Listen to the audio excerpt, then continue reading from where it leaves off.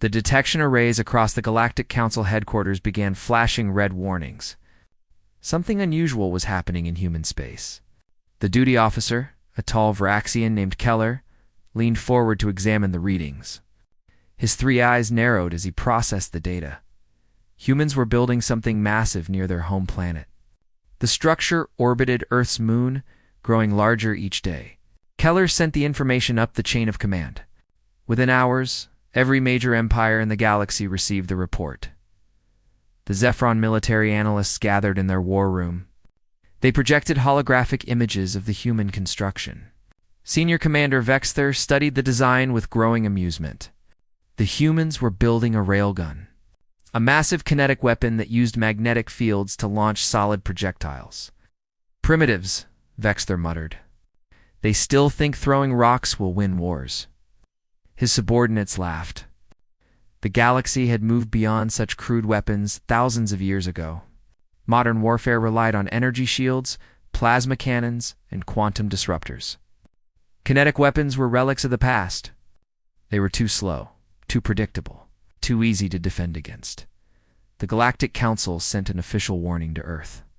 The message was clear and direct. Dismantle the weapon immediately. Such primitive technology had no place in civilized space. It violated several treaties about weapons development. The human response arrived 3 days later. Ambassador Sarah Chen appeared on the communication screen. She was a small woman with dark hair and calm eyes. She smiled politely as she spoke. "We appreciate the Council's concern," Sarah said. "However, we must respectfully decline your request. The railgun is a defensive measure. We have every right to protect our territory." Council representatives were shocked. No young species had ever refused a direct order before. The Zephyron Empire sent another message. This time the tone was threatening. Comply or face consequences. Sarah Chen read the message and forwarded it to her superiors. The human government held an emergency meeting. They discussed their options carefully. Finally, they reached a decision. Earth would not back down. Dr. Marcus Webb stood in the control room of the Railgun station. He was the chief engineer of the project. Around him, dozens of technicians monitored their systems. The weapon was finally ready for its first test. "All systems green," one technician reported. Marcus nodded. He had spent 5 years designing this weapon. The calculations were perfect. The engineering was sound. Now they would prove that human ingenuity could match any alien technology. Across the galaxy, alien observers watched through their long-range sensors. They wanted to see the human weapon fail. It would be a lesson in humility for the upstart species. The Zephyron military had even placed bets on how badly the test would go. "Beginning power sequence," Marcus announced. The railgun began to charge. Massive capacitors filled with energy. Magnetic coils hummed with building power. The weapon drew electricity from 3 fusion reactors, working at full capacity. The process took 30 minutes. Alien observers grew bored watching the slow charge time. Modern weapons fired instantly.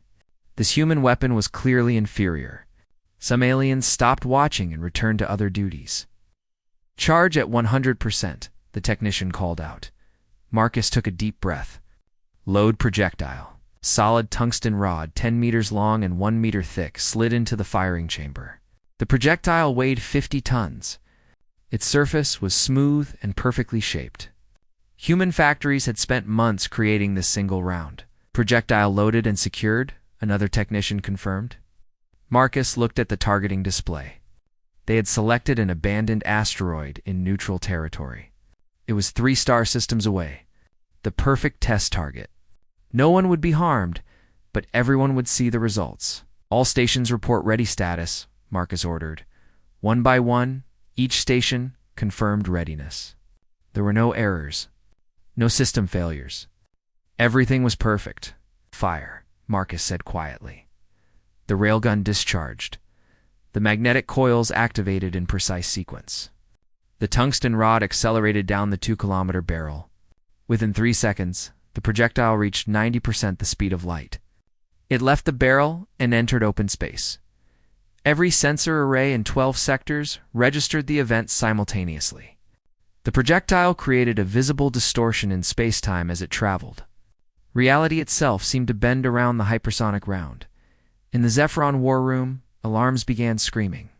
Commander Vexter jumped from his seat. His amusement vanished instantly. "What is that?" he shouted. "Energy readings are impossible, sir," an analyst stammered. "The projectile is moving at relativistic speed." "That cannot be," Vexter said. "Check your instruments." "Already checked, sir." "Multiple times." "The readings are accurate." Across the galaxy, similar scenes played out in every military headquarters. Alien scientists stared at their displays in disbelief. They ran emergency calculations. They checked their instruments repeatedly. The results remained the same. The human projectile crossed the first star system in 80 minutes. It passed through empty space like a bullet through air. Nothing could slow it down. Nothing could stop it. The Varaxian physicist Meller watched the projectile's trajectory. Her hands trembled as she worked her calculator. The energy contained in that single round exceeded the output of most starship weapons. And it was just getting started. The projectile entered the second star system. By now, every government in the galaxy was watching. Scheduled meetings were canceled. Leaders demanded updates. Military commanders studied their defense systems and realized a terrible truth. Their shields would not stop that projectile. Energy barriers were designed to deflect plasma and lasers. Against solid matter moving at near light speed, they might as well be made of paper. For hours after launch, the tungsten rod reached its target. The abandoned asteroid was roughly 1 kilometer across. It had been floating in space for millions of years. The impact lasted less than a microsecond. The energy release was equivalent to a supernova. The asteroid did not shatter or break apart. It simply ceased to exist. The explosion created a flash visible from 3 star systems away. Matter converted to pure energy in an instant. The shockwave expanded outward. Everything within 2 light hours was vaporized. Space debris, ice chunks, and small rocks all disappeared. A sphere of destruction marked where the asteroid had once been. Then silence fell across all galactic communication channels. No one spoke. No one moved. Every alien empire in the galaxy had just witnessed something that changed everything. Humanity had built a weapon that made our advanced technology look inadequate. The young species that everyone had dismissed as primitive had just demonstrated power beyond imagination. In the human control room, Marcus Webb allowed himself a small smile. "Test successful," he said calmly. All systems performed within expected parameters. The galaxy would never look at humanity the same way again. The first human railgun fired every alien. Empire froze in fear. Part 2. The calculations of Teratha. Varaxian Military Command Center buzzed with frantic activity. Officers rushed between stations. Analysts worked their computers at maximum speed. The atmosphere was tense and fearful. Supreme Commander Thraxinol entered the main briefing room. His scales had turned pale, a sign of stress among his species. Around the table sat his top advisors and scientists. Every face showed the same expression of shock. "Port," Thraxinol demanded. Chief Scientist Morlax activated the holographic display. The replay of the human weapon test filled the air.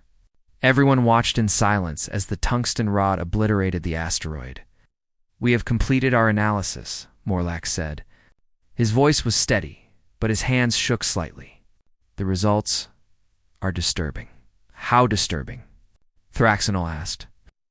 "The energy requirements for such a weapon should have been impossible for humanity," Morlax explained. "They only achieved faster than light travel 50 years ago.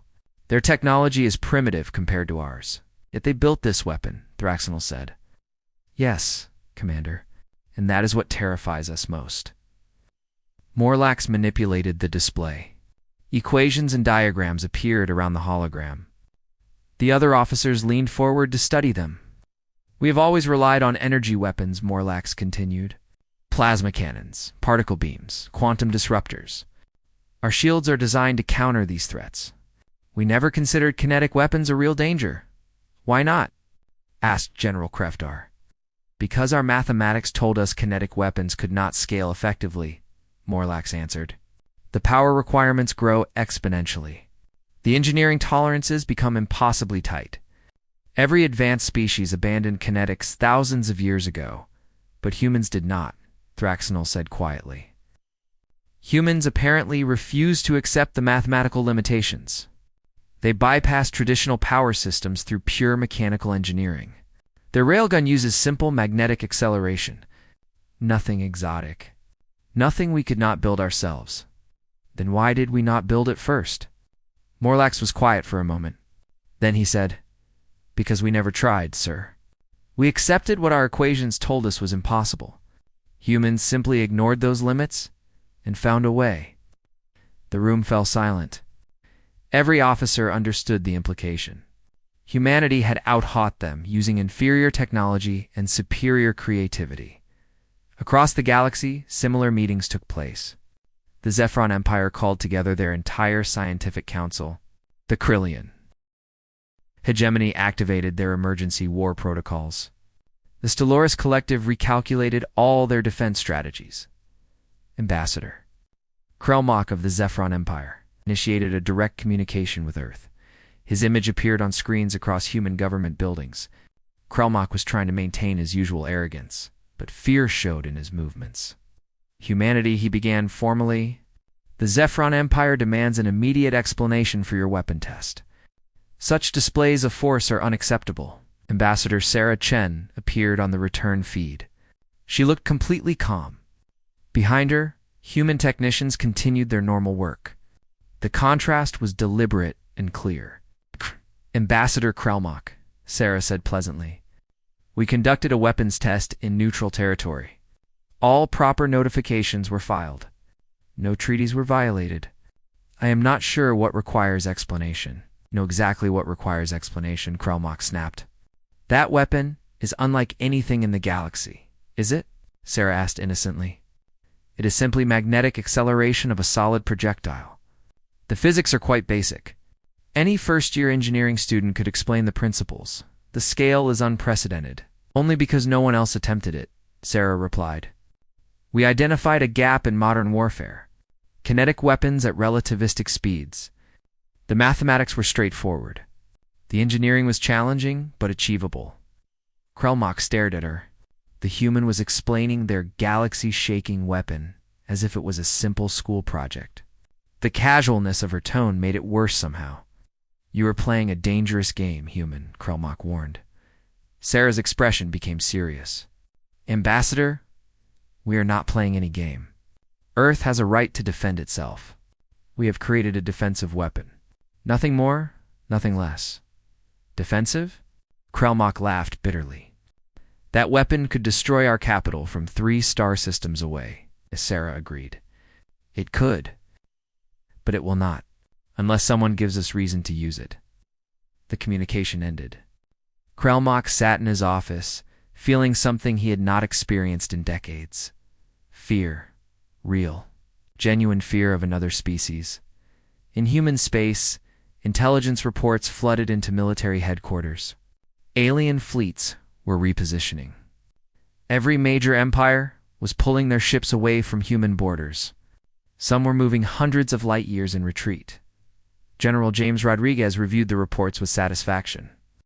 He stood in the Pentagon Command Center, surrounded by displays showing fleet movements across multiple sectors. They are running, his aide observed. Can you blame them? Rodriguez replied. We just demonstrated a weapon they have no defense against. Sir, reconnaissance confirms that we are not the only ones who built a railgun. 3 more have been completed at our colony worlds, Rodriguez nodded. That had been the plan all along. 1 railgun was a threat. For railguns covering different sectors made humanity untouchable. Make sure that information leaks to the right channels, Rodriguez ordered. I want every empire to know we have multiple installations. The Galactic Council convened an emergency session. It was the first full meeting in 20 cycles. Every member species sent their highest-ranking representatives. The council chamber was a massive space station in neutral territory. Chairman Volmek called the meeting to order. He was an ancient being, one of the oldest individuals in the galaxy. He had seen empires rise and fall, but even he looked shaken. "We are here to discuss the human situation," Volmak announced. "Situation?" Commander Vexler of the Zephyrons stood angrily. "You mean the threat?" "Humanity has destabilized the entire balance of power. They conducted a legal weapons test," another delegate pointed out. "Legal does not mean acceptable," Vexler countered. "What do you propose we do?" asked a Varaxian representative. "Attack them. Their weapon would destroy our fleets before we crossed into their territory." Vexler had no answer. No one did. Each empire had run combat simulations. The results were always the same: catastrophic defeat. The human railguns could fire from extreme range. The projectiles moved too fast for sensors to detect in time. Evasive maneuvers were useless. Shields provided zero protection. One shot could destroy a capital ship. 2 shots could obliterate a space station. A sustained bombardment could sterilize a planet, and humanity had built 4 of these weapons. Maybe more. "We must assume they have targeting solutions for every strategic location in the galaxy," Morlock, the Varaxian scientist, said. "The calculations are not difficult. They could have prepared firing data months ago. You are suggesting they targeted our homeworlds before they even fired the first test shot?" someone asked in horror. "It is what I would do," Morlock replied. "And humans are clearly better strategic thinkers than we assumed." The council chamber erupted in arguments. Species accused each other of pushing humanity too hard. Others demanded immediate action. A few suggested negotiation. Chairman Volmak listened to it all. Then he raised his hand for silence. "We have a decision to make," Volmak said. "We can treat humanity as an enemy and face inevitable destruction. Or we can treat them as equals and hope for peaceful coexistence." "Equals," Vexler protested. "They are 50 years old in space. They're also the most dangerous species in the galaxy," Volmak replied. "Age is irrelevant now," the vote was called. The motion to offer humanity full council membership and negotiate a mutual defense treaty. The results were unanimous. Humanity had earned its place among the stars through fear and respect. Hash. The first human railgun fired. Every alien empire froze in fear. Hush, hush. Part 3. The diplomatic shift. The Galactic Council delegation arrived at Earth's orbit exactly on schedule. 12 different species sent their top diplomats. Their ships formed a careful formation, maintaining proper distance from each other. Old rivalries and alliances still mattered, even in this unprecedented situation. Ambassador Sarah Chen waited in the reception hall of Earth's orbital station. She wore a simple blue suit. Behind her stood a team of human diplomats and military advisors. The atmosphere was calm and professional. The alien delegates entered through the main airlock. They moved with the confidence of superior beings meeting with primitives. That confidence lasted exactly 10 seconds. On every wall screen in the reception hall, tactical displays appeared. Each screen showed a different alien homeworld. Beneath each image was a set of numbers, coordinates, firing solutions, travel time, impact calculations. Every strategic location in the galaxy had been pre-targeted. The lead delegate, High Chancellor Morvax of the Varaxian Empire, stopped walking. His 3 eyes widened as he recognized his own capital city on one screen. The numbers below showed firing solution accuracy down to the meter. "Please, have a seat," Sarah said pleasantly. "We prepared refreshments." "I hope tea is acceptable," the delegate sat slowly. They could not stop staring at the displays. Their worst fears were confirmed. Humanity had not just built railguns. They had planned how to use them against every major power. "This is quite a greeting," Morvax said carefully. "We believe in transparency," Sarah replied. She poured tea into delicate cups.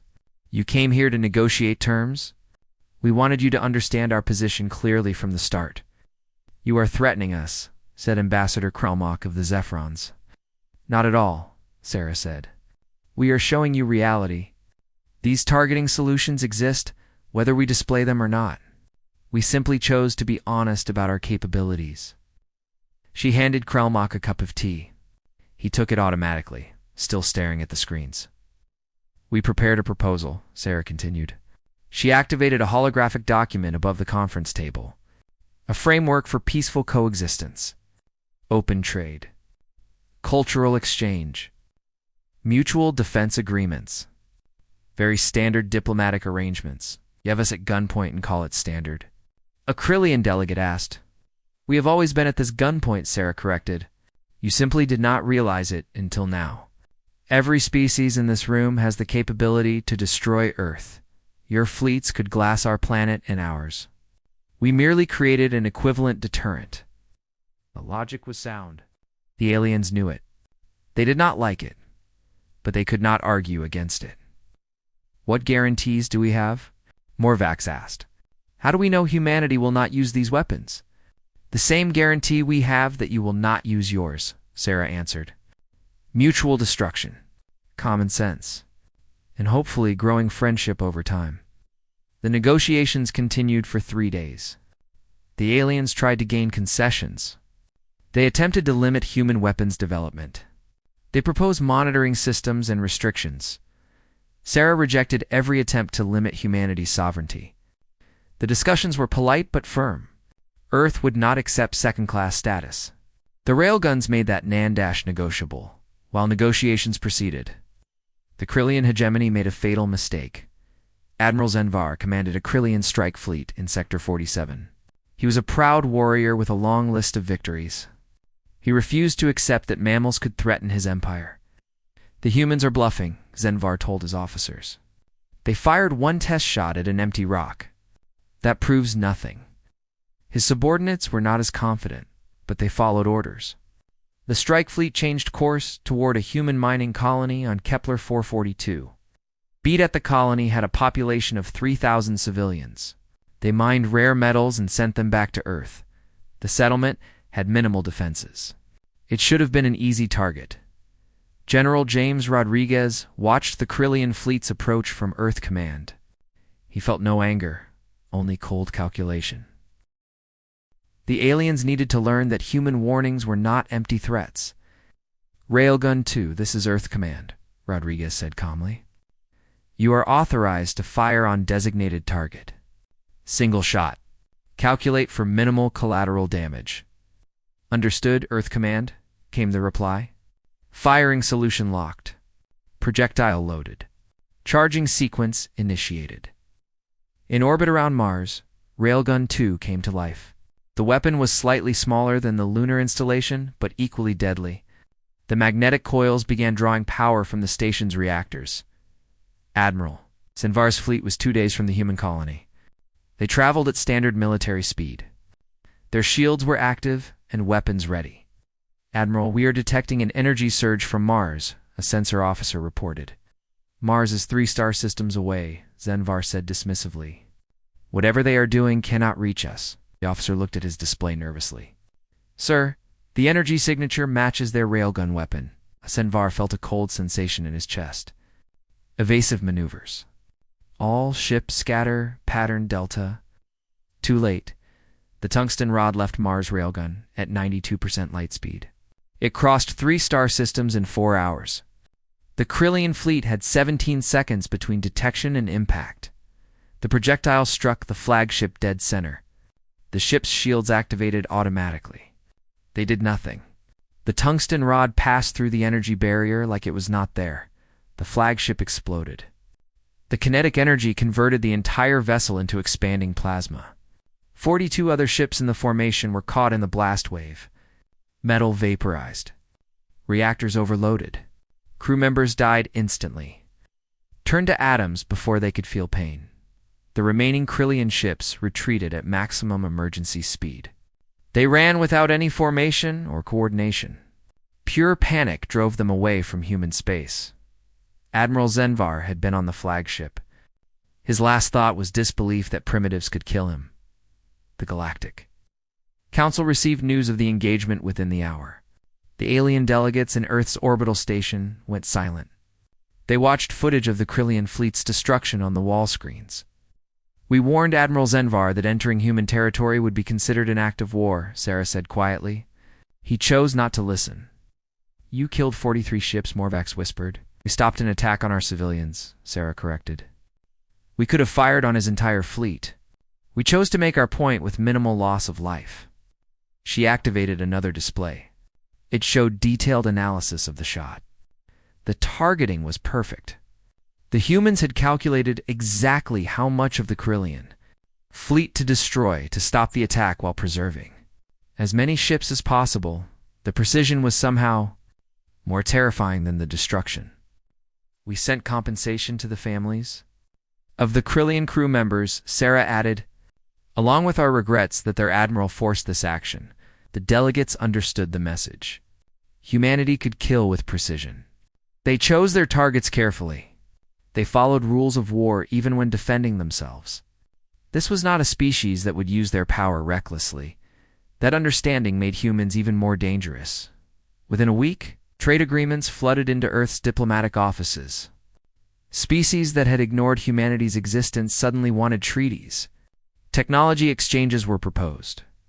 Cultural missions were scheduled. The Galactic Council held a vote on humanity's membership status. Full council membership with all rights and privileges. The vote was unanimous. Not a single abstention. Humanity gained a permanent seat at the table where galactic policy was decided, Ambassador. Sarah Chen attended her first council session as a full member. She sat in the chair marked for Earth's representative. Around her sat beings whose civilizations spanned millions of years. They all treated her as an equal. Outside the station, human ships moved freely through space that had been restricted before. Trade convoys traveled without harassment. Colony ships explored new systems without interference. The railguns remained in their orbits, silent, watchful, never firing again. But every species in the galaxy knew they were. There, that knowledge changed everything. The first human railgun fired, every alien empire froze in fear.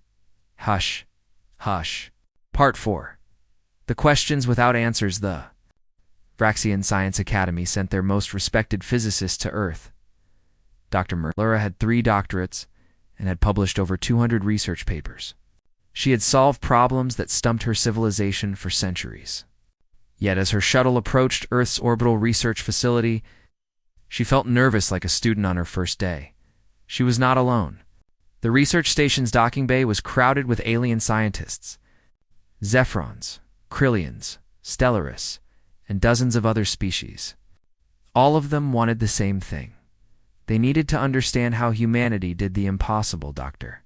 Marcus Webb greeted the visitors personally. He wore a simple lab coat and casual clothes.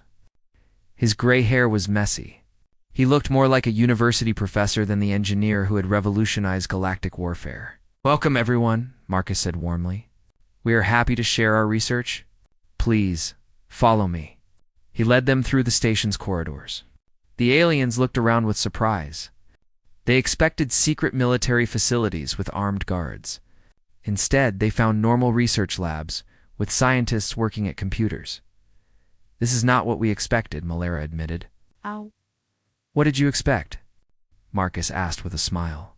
"Security, classified areas, armed protection." Marcus laughed. "The railgun is not a secret. The physics are well understood. Any species could build one if they wanted to. We have nothing to hide." He brought them to the main engineering bay. Through massive windows, they could see the railgun itself. The weapon hung in space. 2 kilometers of precisely aligned magnetic coils and support structures. The alien scientists pressed against the windows. They pulled out scanning devices. They recorded every detail. "Please, take all the data you want," Marcus said. "We will answer any questions." A young Zephron engineer named Krev spoke up. "Dr. Webb, we have analyzed your weapon extensively. The basic design is simple. Magnetic acceleration using sequential coils. But the scale should be impossible." "Why impossible?" Marcus asked. "The power requirements are enormous. The engineering tolerances are too tight. Any misalignment of even micrometers would cause catastrophic failure. Our calculations show this weapon should not work." Marcus nodded. "Your calculations are correct. The challenge was not the theory. It was the execution." He pulled up holographic displays showing construction details. The aliens studied them carefully. Malara ran her own calculations on her handheld computer. Her eyes widened. "These capacitors," she said slowly. "They are just standard industrial models." "Yes," Marcus confirmed. "But they are huge. Thousands of them linked in parallel, correct? And your charging time is 30 minutes. Sometimes longer, depending on conditions." Malara looked confused. "But why?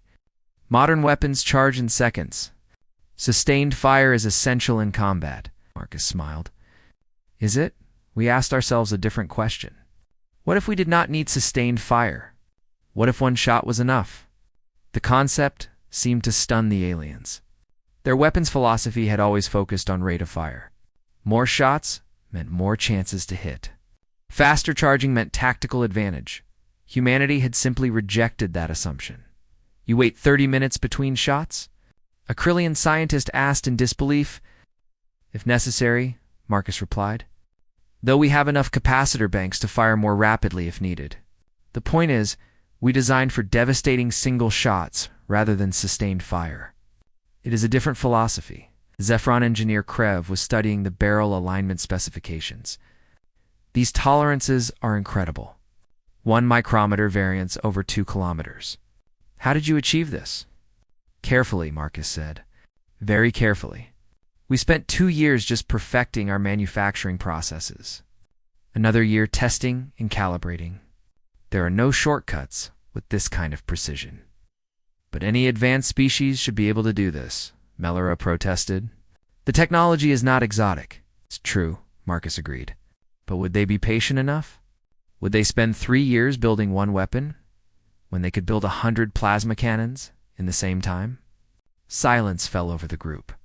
They understood. The problem was not technological. It was philosophical.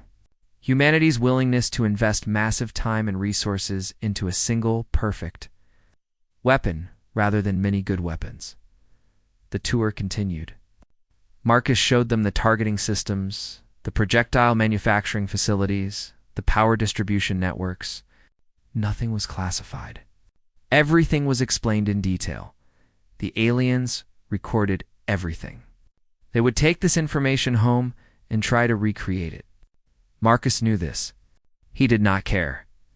Later, in the station's observation lounge, Malara sat with Marcus and shared tea. Through the windows, Earth hung like a blue jewel against black space. "May I ask you something personal?" Malara said. "Of course. Why did you build this weapon? Your species only reached the stars 50 years ago. You could have focused on exploration, trade, and peaceful development. Instead, you built the most destructive weapon in the galaxy." Marcus was quiet for a moment. He sipped his tea and looked at Earth. "We studied galactic history," he finally said. "We saw what happened to young species. Some were conquered. Some were enslaved. Some were simply destroyed. The strong species took what they wanted. The weak species suffered, and not all species are aggressive," Malara pointed out. "No, but enough are. We decided Earth would not be weak. We would be strong enough that no one would dare attack us. Through deterrence. There is a difference." Malara considered this. In her own civilization's history, they had followed a different path. The Varaxians had joined the galactic community and relied on alliances for protection. It had worked for them, but they had also accepted limitations. Their technology advanced slowly. Their territory remained small. They prospered within the rules set by older, stronger species. Humanity had rejected that path entirely, back on their homeworlds. The visiting scientists shared their findings. Research teams across multiple species began attempting to recreate the human railgun design. They had all the specifications. They understood the physics. They started construction. The projects all failed. Not because the designs were wrong, but because the aliens tried to rush them. They wanted results in months, not years. They cut corners to save time. They used automated systems instead of careful manual calibration. Their test firings produced catastrophic failures. Barrels misaligned. Capacitors exploded. Projectiles fragmented. The weapons destroyed themselves, is like they said. one Zephyron engineer reported to his superiors. The technology is simple, but the patience required is beyond us. Humanity had spent 2 centuries perfecting manufacturing techniques. They had a cultural appreciation for precision and craftsmanship. They understood that some things could not be rushed. The aliens were trying to compress that journey into a few months. Meanwhile, human researchers continued their work. Dr. Webb's team started a new project. They called it Hammer Drop. The details were classified, but the name alone was enough to cause concern.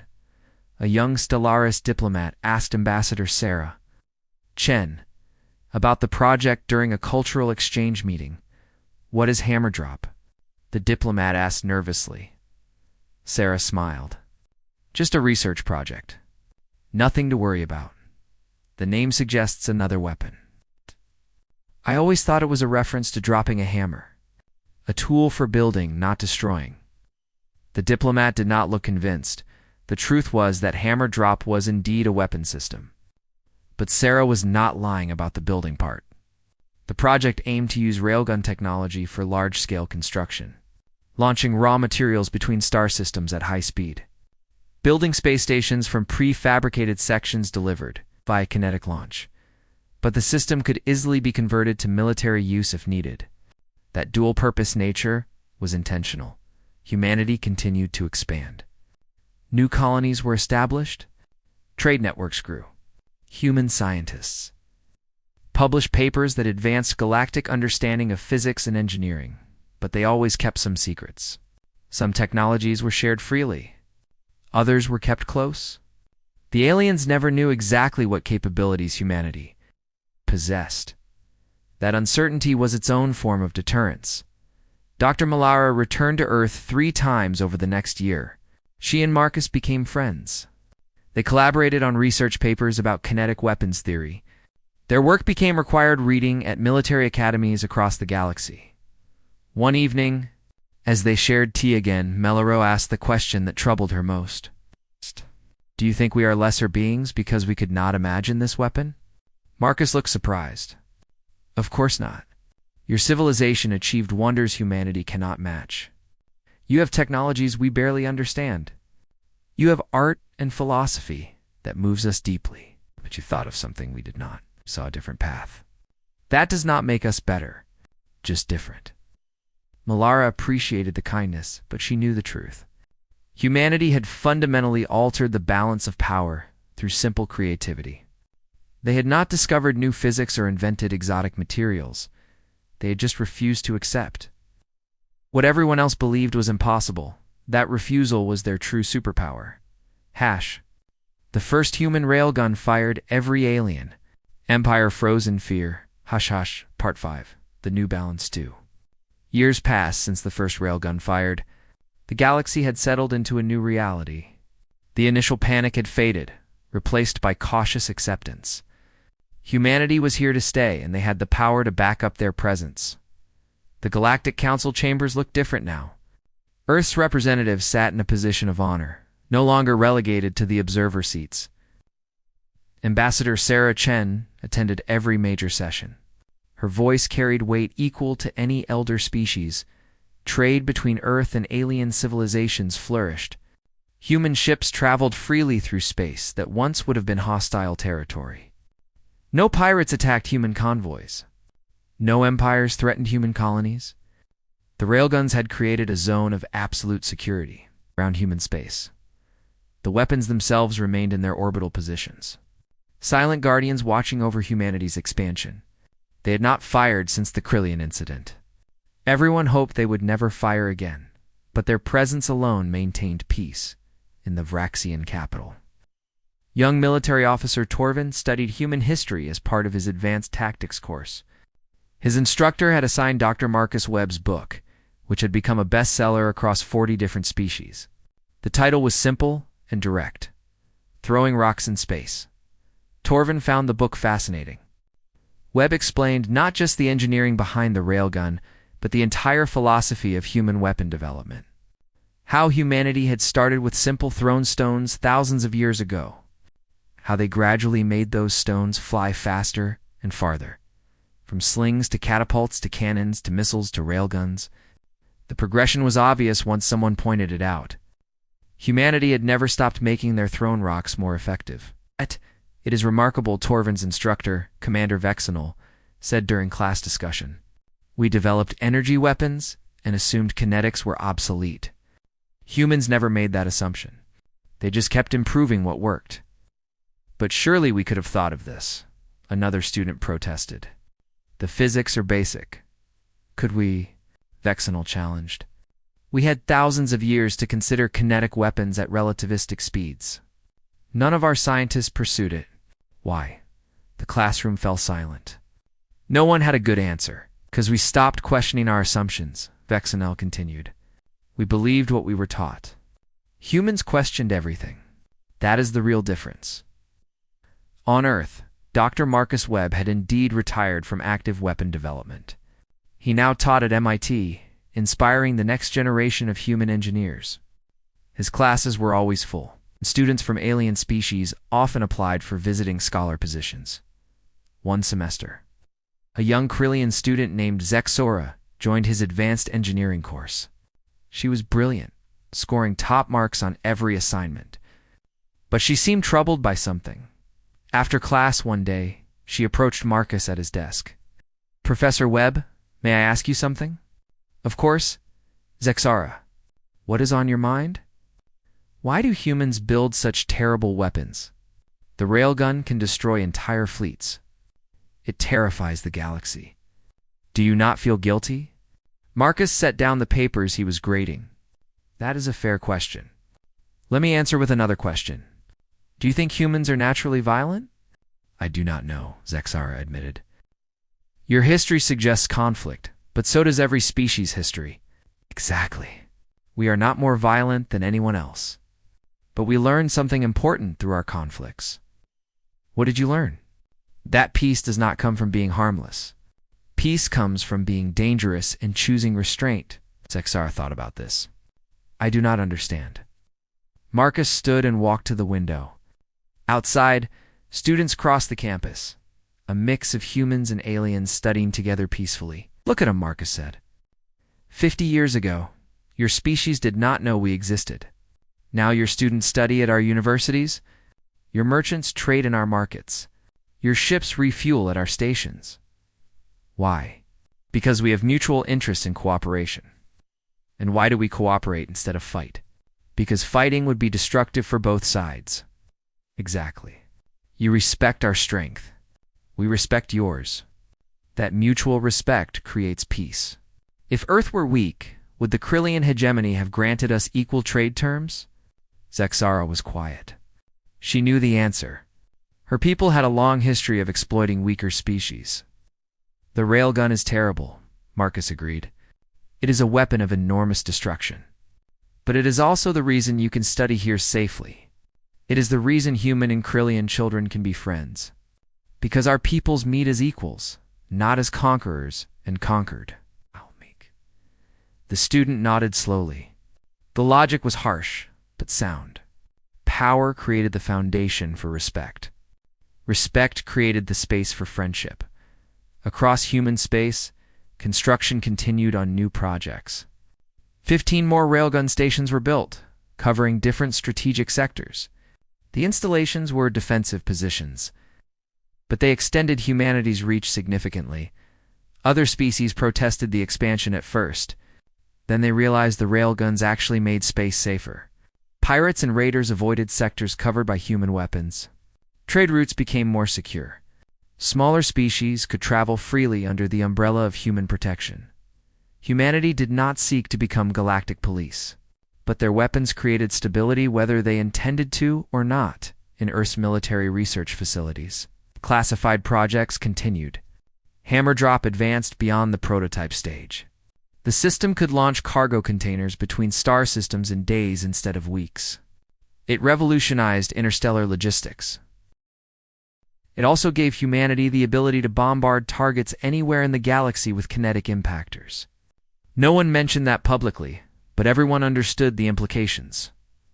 General James Rodriguez, now retired, gave an interview to a galactic news service. The reporter, a Stellaris named Tevmon, asked about humanity's military philosophy. General, some species view humanity as aggressive and dangerous. How do you respond to that perception? Rodriguez smiled. I would say they are half right. We are dangerous, but not aggressive. There is an important difference. Can you explain? Aggressive means seeking conflict. We do not seek conflict. We prefer peace, trade, and cooperation. But dangerous means capable of defending ourselves and our interests. We are absolutely dangerous to anyone who threatens us. Does that not create an atmosphere of fear? Fear of what? We have never fired on anyone who is not attacking us or our allies. We have clear rules of engagement. We follow galactic laws. If someone fears us, they should ask themselves why. What are they planning that makes our strength concerning? The interview went viral across the galactic network. Many species found Rodriguez's logic compelling. Others were offended by the implication. But no one could argue with the facts. Humanity had the power to dominate, but chose partnership instead. 5 years after the first Railgun test, a young Vraxian officer named Keller was assigned to a joint human-alien patrol mission. His ship worked alongside a human destroyer to protect a trade convoy through disputed space. During a meal in the human ship's cafeteria, Keller sat with human Marines. He asked the question that had puzzled him since the academy. Why did you build the railguns? Your species could have integrated peacefully into galactic society. Other young species manage it. A human Marine named Sergeant Martinez answered between bites of food. Sure, we could have integrated peacefully. As junior partners? As weak species that older empires tolerated. That was not acceptable to us. But why not? Many species live good lives without being military powers. They live good lives as long as the strong species allow it. We wanted to guarantee our own survival, not depend on others' mercy. Keller considered this. So it was about survival? At first, yes. But it became about something more. Dignity, self-determination, the right to make our own choices, without asking permission from species that have been in space longer. You would rather be feared than liked? Martinez laughed. We would rather be respected than either. Fear and friendship both fade. Respect based on strength lasts. Keller returned to his ship thinking about the conversation. The human perspective was so different from Vraxian culture. His people valued harmony and fitting into the existing order. Humans valued independence and self-reliance. Neither approach was wrong, just different. And humanity's approach had worked spectacularly well for them. The Galactic Council passed new regulations governing weapons of mass destruction. Kinetic weapons at relativistic speeds were classified as strategic deterrents. Any species could develop them, but deployment was restricted to defensive installations. Humanity had no problem with these rules. They had designed their system defensively from the beginning. The regulations actually legitimized their weapons while limiting potential competitors. Other species attempted again to build their own railgun systems. A few succeeded, using technology purchased from human companies. But none achieved the same efficiency or accuracy. Human engineering maintained its edge. The galaxy learned to live with the new balance of power. Humanity was not the strongest species in every category. They did not have the fastest ships or the most advanced computers. Their medicine lagged behind Vraxian standards. Their art could not match Stellarist beauty. But in the specific domain of kinetic weaponry, humans were unmatched. And that single advantage was enough to guarantee their security and independence. Dr. Marcus Webb was 80 years old when he gave his final lecture at MIT. The auditorium was packed with students from dozens of species. He stood at the podium, looking out at the young faces eager to learn. I've been asked many times about the railgun, Marcus began. What it means. Why we built it. What message it sends to the galaxy. The audience leaned forward, listening intently. The railgun is just a tool, Marcus continued. A very effective tool, but still just a tool. The real message was not in the weapon itself. The message was in the refusal to accept limitations. When the galaxy told us kinetic weapons could not scale, we did not argue. We simply proved them wrong. paused, looking at the diverse crowd. That is what I hope you remember. Not the specific engineering of the railgun, but the principle behind it. Question assumptions. Test limits. Just because something has always been done one way does not mean it is the only way or the best way. Your generation will face challenges we cannot imagine. You will need to solve problems that do not yet exist. Do not be constrained by what came before. Build on it, yes. Learn from it, certainly. But never let it limit your thinking. Lecture ended to thunderous applause. Students from species that once feared humanity now celebrated human ingenuity. The railguns remained in orbit, silent guardians of an expanding human civilization. They had fired only twice, once in a test, once in battle. They would hopefully never fire again, but they would always be there, reminding the galaxy that humanity had earned its place among the stars, not through ancient heritage or superior technology, but through the simple human trait of stubborn determination to make the impossible work anyway. The age of human expansion continued, not with conquest or domination, but with partnership born from mutual respect, and it all began the day the first human railgun fired, and every alien empire froze in fear. The end.